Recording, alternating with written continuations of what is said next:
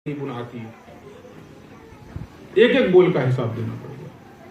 وہ بادشاہ کا بیٹا تھا تو وہ چلا گیا کسی صوفی سنت کے پاس درس سننے کے لیے، تو انہوں نے نصیحت شروع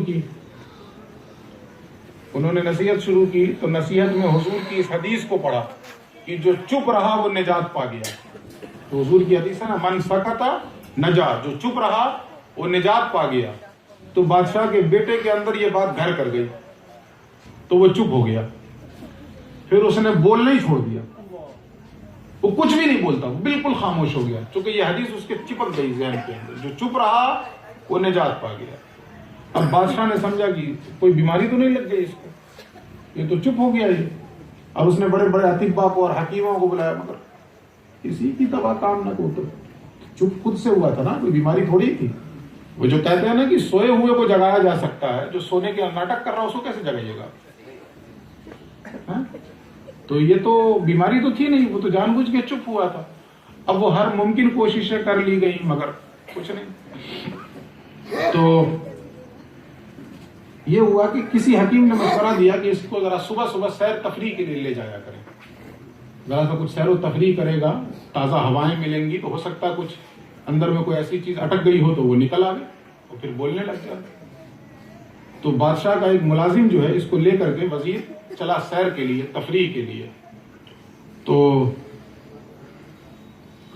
اچانک اس نے دیکھا کہ ایک پرندہ ہے وزیر میں درخت پہ، تو اس نے اپنا تیر کمان سیدھا کیا، سنبھالا اور نشانہ لگانے کی کوشش کرتا، مگر وہ دکھ نہیں رہا تھا، تو چھپ گیا پتوں میں وہ پرندہ، وہ دکھ نہیں رہا تھا۔ کچھ دیر کے بعد جو ہے اس کے منہ سے ایک بولی نکلی پرندے کے، تو جیسے ہی اس نے بولی نکالی، اس نے اسی آواز پہ نشانہ لگایا، ٹک سے وہ پرندہ نیچے گرا۔ تو جیسے ہی وہ پرندہ نیچے گرا نا، تو بادشاہ کے بیٹے کے منہ سے بے ساختہ یہ بات نکلی، صدقت یا رسول اللہ، اے اللہ کے رسول آپ نے سچ کہا۔ تو وہ چپ ہو گیا، پھر یہ بول کر پھر چپ ہو گیا۔ اب وزیر نے دیکھا، چونک کر کہہ رہے یہ تو بولا یہ، اب پھر کوشش کیا بلوانے کی، لیکن پھر نہیں۔ بادشاہ کو جا کے پوری بات اس نے بتا دی، تو کہ ایسا ایسا ہوا تھا۔ تو بادشاہ نے کہا یہ بدماشی کر رہا ہے یہ کمبخت، اس کو الٹا ٹانگ کے مارو اسے۔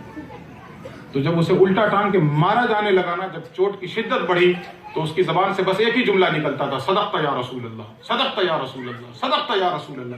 وہ مارتے تھے اور وہ کہتا تھا صدقت یا رسول اللہ، اے اللہ کے رسول آپ نے سچ کہا، اے اللہ کے رسول آپ نے سچ کہا۔ تو بادشاہ نے جب یہ جملے سنے تو کہا ذرا اس کو سیدھا کرو، اتارو نیچے۔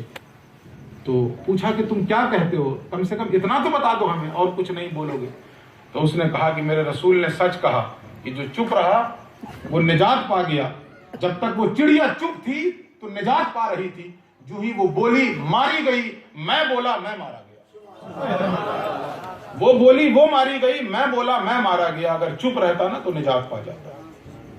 تو اس لیے ہر جگہ بولنا ضروری نہیں ہوتا ہے، خاموش رہا کیجیے۔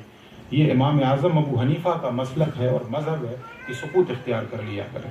اللہ ہمیں اور آپ کو کسی کے بارے میں بھی برا بھلا بولنے سے بچائے۔ ہم کسی کے بارے میں اچھا بول سکتے ہو تو بولیں، ورنہ چپ ہو جائیں، خاموشی اختیار کر لیں۔ استغفر اللہ ربی من کل ذنب واتوب الیہ، وآخر دعوانا ان الحمد للہ رب العالمین۔ السلام علیکم ورحمۃ اللہ وبرکاتہ۔